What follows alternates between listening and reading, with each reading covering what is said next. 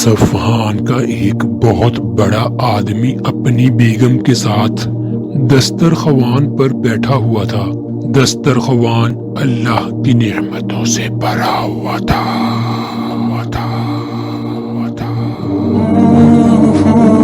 اتنے میں ایک فقیر نے یہ صدا لگائی کہ اللہ کے نام پر کچھ کھانے کے لیے دے دو۔ اس شخص نے اپنی بیوی کو حکم دیا کہ سارا دسترخوان اس فقیر کی جولی میں ڈال دو۔ عورت نے علم کی تعمیل کی۔ جس وقت اس نے اس فقیر کا چہرہ دیکھا تو داڑے مار کر رونے لگی۔ اس کے شوہر نے اس سے پوچھا، بیگم آپ کو ہوا کیا ہے؟ اس نے بتلایا کہ جو شخص فقیر بن کر ہمارے گھر پر دستک دے رہا تھا وہ چند سال پہلے اس شہر کا سب سے بڑا مالدار اور ہماری اس کوٹھی کا مالک اور میرا سابق شوہر تھا۔ چند سال پہلے کی بات ہے کہ ہم دونوں دسترخوان پر ایسے ہی بیٹھ کر کھانا کھا رہے تھے جیسا کہ آج کھا رہے تھے۔ اتنے میں ایک فقیر نے صدا لگائی کہ میں 2 دن سے بھوکا ہوں، اللہ کے نام پر کھانا دے دو۔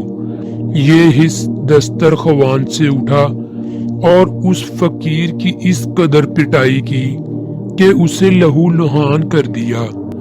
نہ جانے اس فقیر نے کیا بد دعا دی کہ اس کے حالات درگو ہو گئے، کاروبار ٹھپ ہو گیا اور وہ شخص فقیر و کلاس ہو گیا۔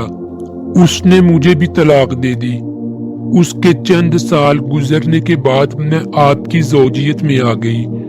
شوہر بیوی کی یہ باتیں سن کر کہنے لگا، بیگم کیا میں آپ کو اس سے زیادہ تعجب خیز بات نہ بتلاؤں؟ اس نے کہا، ضرور بتائیں۔